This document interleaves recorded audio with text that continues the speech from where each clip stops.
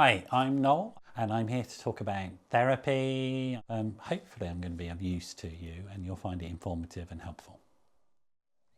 Right, teenagers are complicated. So the rule with anybody under 18 is it's very difficult to diagnose anything at all.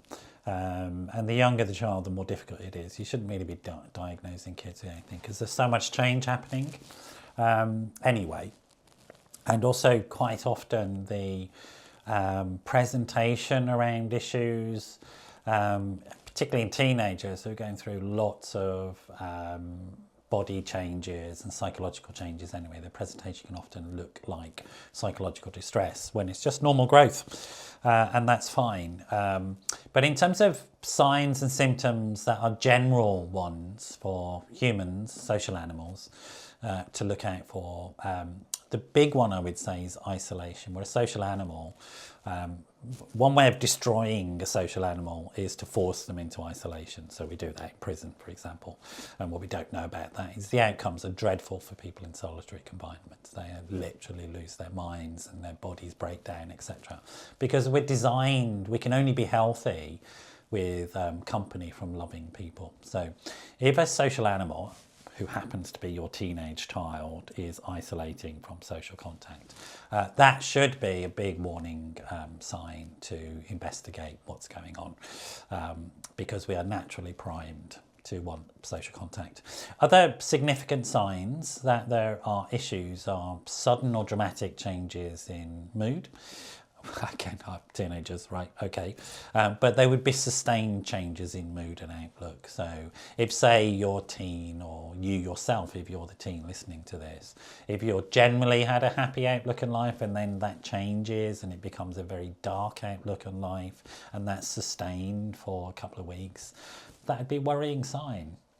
Similarly with things like appetite, sleep, these types of things, which are all automatic things that we should be doing, if they change significantly or dramatically in a sustained way, it might prompt further investigation. The big sign of burnout is what we call avoidance.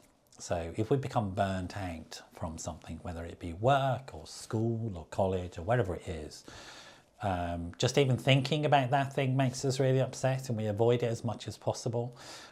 So if you see avoidance around tasks that are associated with college, with school, etc., doing homework, I mean, avoidance of doing homework with young people, okay, but sustained pathological stuff that produces sustained distress and upset, and unhealthy coping mechanisms, maybe people start hurting themselves, then there could be, issues going on, and you might need to do further investigation. If the teen themselves don't want to tell you, you might want to get in touch with the school or the college and see if they've noticed things, or the parents of their friends, etc. Always good sources of information so you can find out if something is going on.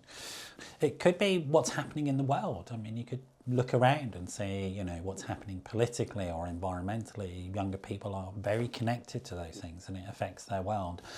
So it could be a question of just sitting down with your teen and going, is this event, is this thing happening in the world that's really upsetting you?